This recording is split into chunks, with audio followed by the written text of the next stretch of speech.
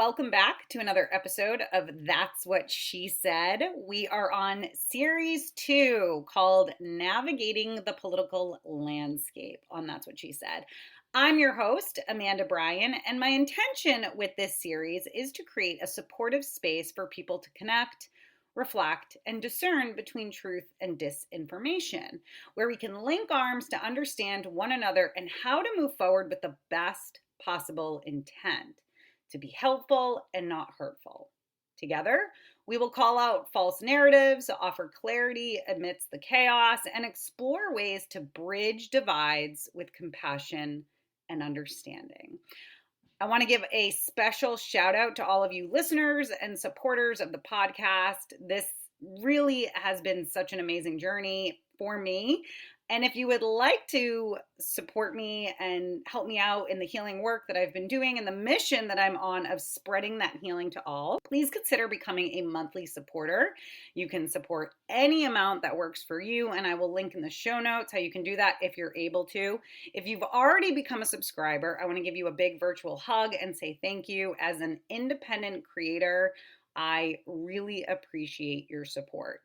And another way to offer support is if you haven't done so already, please follow me on Instagram, Facebook, Blue Sky, and my YouTube channel where I have been posting readings. Healing begins when we allow ourselves to step out of those heavy energies and into a space of understanding, accountability, and growth. This series is designed to be a safe place for processing grief, finding clarity, and identifying actionable ways to make a positive impact within our communities. The world feels like a dumpster fire right now, but I truly believe that when we focus on collective healing, we can rebuild and create something better for all. If you would like to be a guest on the podcast and talk politics with me, please email me directly at amanda@amandabryanTherapy.com. Or if you have a topic you want me to address on the show or any questions, I would love that. And I invite anyone from any end of the political spectrum to join me in a conversation where we can learn, grow, and understand one another. In today's episode, where we delve into the critical distinction between misinformation and disinformation. And we're also going to talk about the Ayurvedic Doshas and how we can approach our political conversation from a balanced space. And I'll explain what Ayurvedic doshas are. And I'll be using recent narratives surrounding Ukrainian President Zelensky as our focal point. The misinformation has been something that I have been fascinated with since COVID, and all of the wild conspiracy theories going around regarding the pandemic and vaccines. I was fascinated by the rhetoric. And as I would listen, I could also hold space for a piece of me that was once heavily influenced by misinformation and disinformation. Now, there's a big difference between misinformation is when something is misinterpreted on accident because of developing information, or it wasn't communicated properly, or again, that new information has come out and it's not been taken account for. Disinformation is deliberate false information. It is lying. It's about spreading lies with an initiative or ulterior motive. And again, we're going to explore the definition of these terms a little bit further and examine the claims labeling Zelensky as a dictator. We're going to discuss martial law and analyze the Ukrainian public support for their president. And so I want to tie this all together with this Ayurvedic approach. Ayurvedic medicine teaches us that we are not purely one thing or another, but a dynamic blend of different forces. And perhaps politics is the same. So instead of seeing ourselves as belonging strictly to one party or ideology, that we might recognize that we can hold the different sides and opinions. We can hold right and left and center all at the same time. So at the end of this episode, we're going to talk about how we can kind of blend all of these energies in our communication style. It's essential to differentiate between misinformation and disinformation. Misinformation refers to false or inaccurate information spread without malicious intent. It's often the result of misunderstandings or mistakes. Disinformation, on the other hand, involves deliberately false information disseminated with the intent to deceive or mislead. Understanding this distinction is crucial, as the intent behind the information significantly impacts its potential harm. So again, today I'm going to be using the narrative that President Zelensky is a dictator. I was inspired to create this podcast after several conversations that I've personally have and ones that I've seen floating around social media. So let's nip it in the bud while we can. So to assess the claim that Zelensky is a dictator, we first must understand what constitutes a dictator.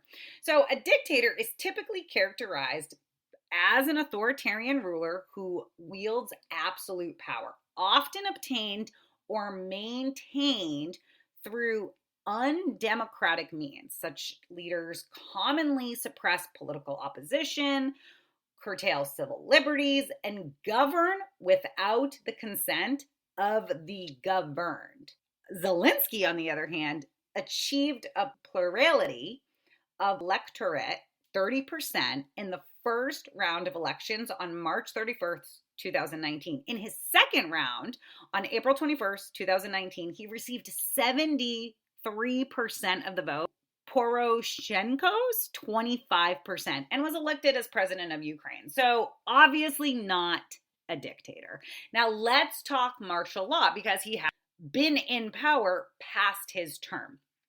Martial law temporarily is suspension of civilian authority and replacement with military rule. This is usually invoked during emergencies or conflicts, and this can lead to suspension of civil liberties and the imposition of military law on civilians. So Russia invaded and attacked Ukraine. They're under war.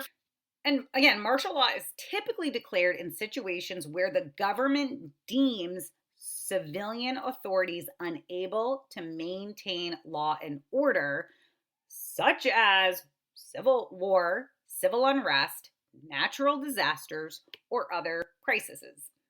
So key features of martial law are military control. This is where military authorities assume control of law enforcement, governance, and even some judicial functions. There's also the suspension of civil rights. Normal civil rights and freedoms, such as freedom of speech, assembly, and the right to due process, may be restricted under martial law. Also, military tribunals. This is where military courts may be used to try civilians for offense against the law, potentially bypassing regular civil courts.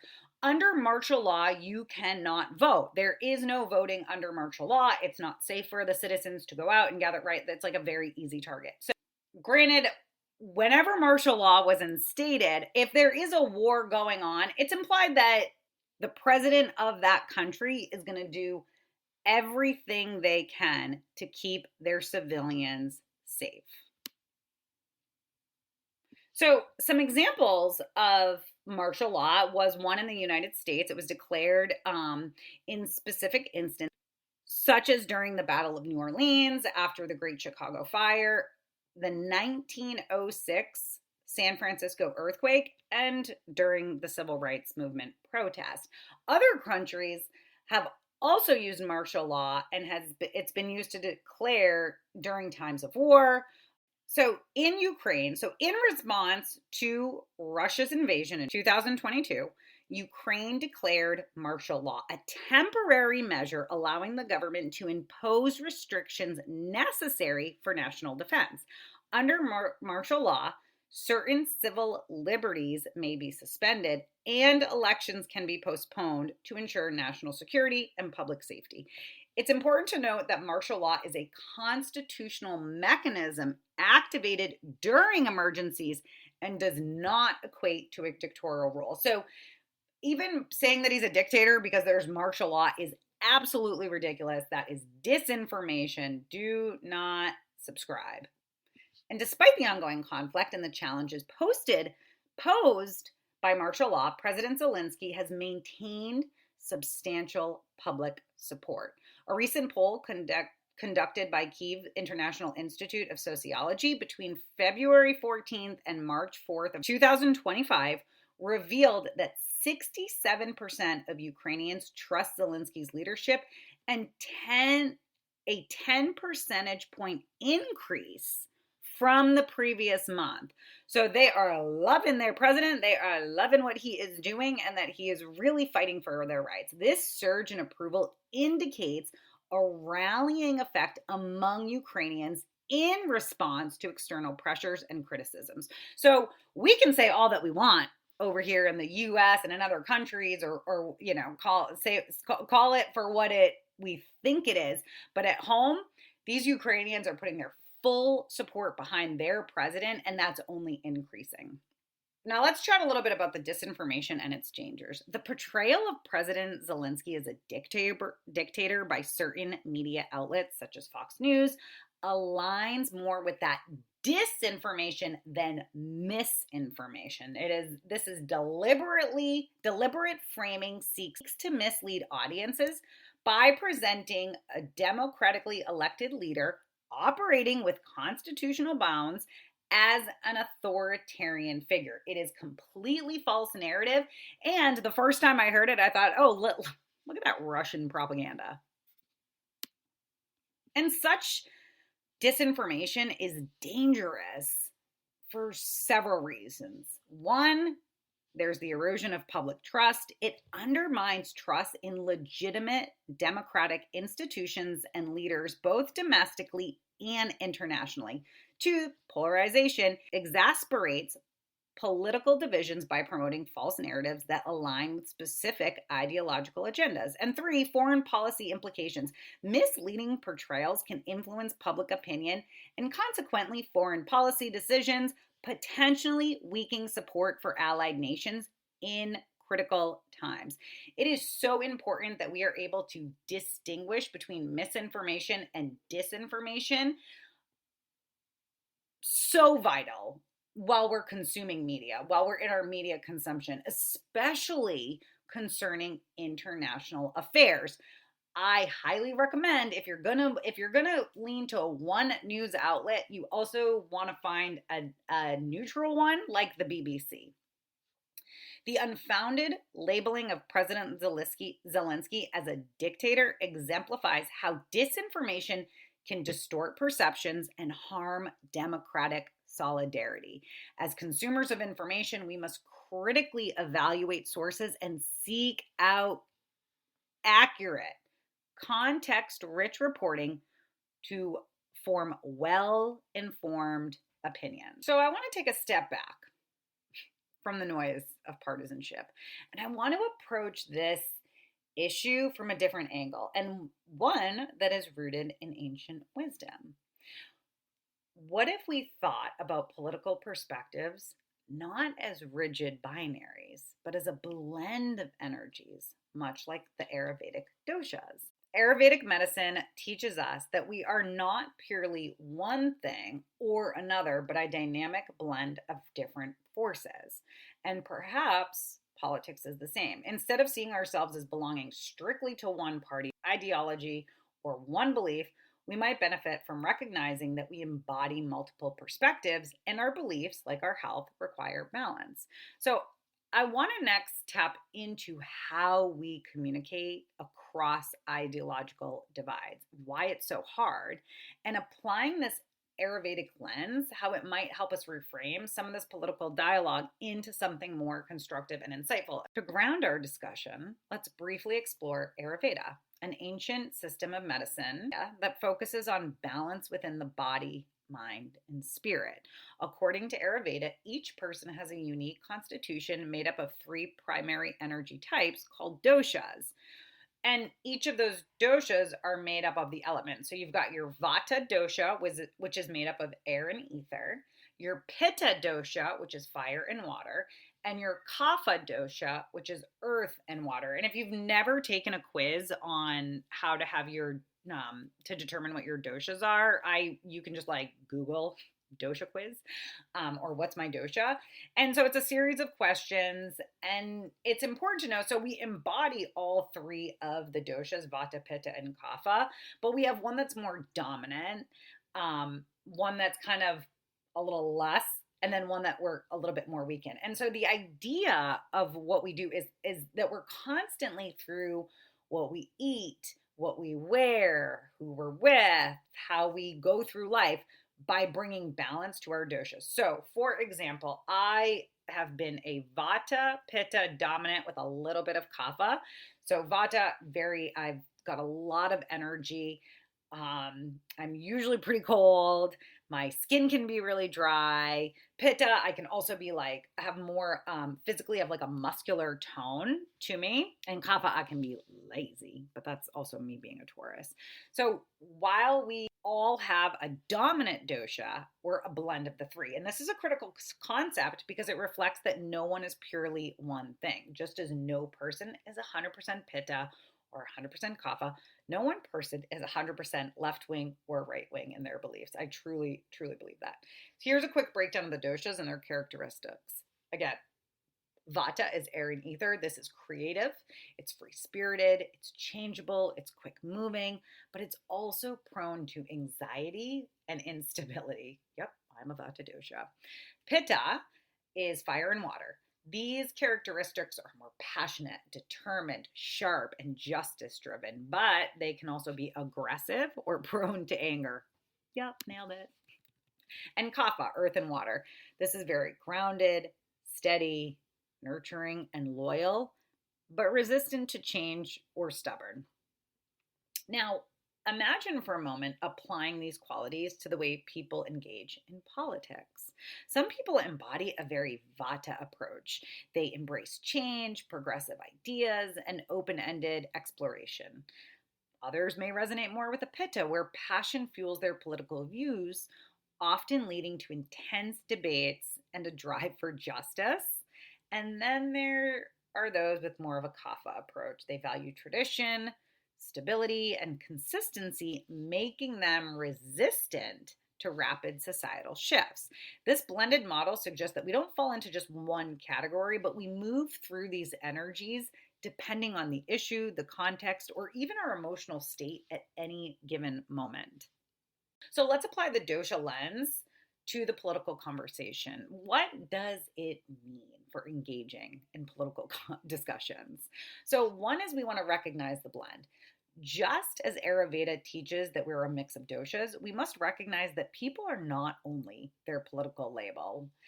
A conservative person may have progressive views on certain issues, and a liberal person may value certain traditional structures. When we stop seeing people as rigid categories, we can approach dialogue with curiosity instead of defensiveness. Number two, we want to understand where others are coming from. If someone is coming in with a pitta like passion and they are just like boom, boom, boom, fire, fire, firing away, and we've all been there and we've all been on the other end of those, you want to meet that person with that steadiness rather than more fire. So when you're engaging in political conversations, literally put yourself in the shoes of the other person. If they are coming at you hot and heavy, what would you need? If someone's coming at you hot and heavy, maybe more of that grounded. Maybe if somebody like had more of a softer or a slower response time, it gives us time to cool off. So we always want to be thinking about bringing that balance, that the opposite end to it. For example, if someone is really resistant to change in like a kapha-like way, maybe you gently offer ideas with patience rather than force, knowing that you might have to offer these ideas quite a few times. You're not going to change anybody's mind overnight. And if a vata-like person is throwing out a dozen ideas at once, just listen to their creativity before dismissing them as like, whoa, you're scattered and all over the place. So however someone comes at you, meet them with balance. And that leads me to number three. We want to balance our own energy in debates. Where are we coming from in a debate? Are we the one instigating? Are we stoking the fire? Are we running away in defeat? Are we bringing too much fire? Are we being too rigid? Or are we avoiding conflict because we just don't want the discomfort? Self-awareness and political conversations can help us avoid unnecessary conflict and lead to more productive exchanges. And you have to take a real honest look at yourself. Am I listening? Am I being open-minded? Am I clinging to beliefs because I'm terrified of being wrong? Am I afraid to admit when I'm wrong? Am I so determined to make this person see my point of view that I'm like shoving it down their throat versus listening to what they have to say? That's how we have conversations. So I've personally experienced both ends of the spectrum, those conversations that have erupted into full blown conflicts, those ones that, like, you just walk away feeling so angry and so frustrated. Been on both. I've been the instigator and I've been the receiver of that as well. And then I've also, on the opposite end of that, have had these great conversations that have really led to some deep transformative dialogue. Those moments when by simply listening and staying open-minded, you're able to see something through a different lens, like something I wouldn't have understood otherwise. And that's where it's really important, where we observe, where am I coming from in this conversation? How can I be balanced? The difference between those two experiences, like, one, I walk away and I've feel like I've just fought a battle rather than engaged in a meaningful exchange, versus um you know that that different lens, that understanding. The key difference between those two is openness, the willingness to sit with another person's perspective, not necessarily to agree, because you never have to agree, especially not the first time, but to understand. Try and see where people are coming from, because at the end of the day, we really do all want the same things. So let's reframe the political dialogue as an opportunity for growth, because these are really tough conversations that we need to be having together. It's not really doing any good to stay on our opposite sides. We want to really blend and merge and have this balance and this understanding. That's how we're going to move forward. If we start to see political discourse as less of a battlefield and more of a blending, like the Ayurvedic doshas, then maybe we can shift away from the hyper polarized state we're in today. Instead of debating from a place of attack and defense, we can approach dialogue with a goal of understanding. And what does this require? One is self-awareness. You need to understand your own energy and biases before entering a discussion. Number two, you need to actively listen, not just waiting your turn to speak. This one's a tough one for me, but you genuinely have to hear the other person. And that might be listening so closely that when they're done talking, you say, from what I heard was, or I understand you're saying, and then repeat what you heard. It's amazing how many times we're actually hearing what we want to hear. So active listening, genuinely listening to the other person without waiting to rebuttal. That's the one that I have to work the hardest on, because I love me a rebuttal. The third requires empathy. Try to see where someone else is coming from. Even if you disagree, still put yourself in their shoes. And last, but definitely not least, and most important, is patience. Change and understanding do not happen overnight. And we could all use to practice a little patience right now. So I want to leave you with a challenge. The next time you engage in a political discussion, whether it's with a friend or it's behind a keyboard, try to approach it like an Ayurvedic practitioner would approach health, by recognizing the blend, by working towards balance, and by understanding the elements at play. Instead of categorizing the person across from you as the enemy, see them as a human being with their own unique combination of values, experiences, and beliefs. You might still disagree, but the conversation itself will be richer, and who knows, you might even learn something that shifts your own perspective in a way you never expected. Thanks for joining me in this discussion, and let's keep this dialogue open, the curiosity alive, and the fire balanced. Until next time, stay engaged and stay open. And that's what she said.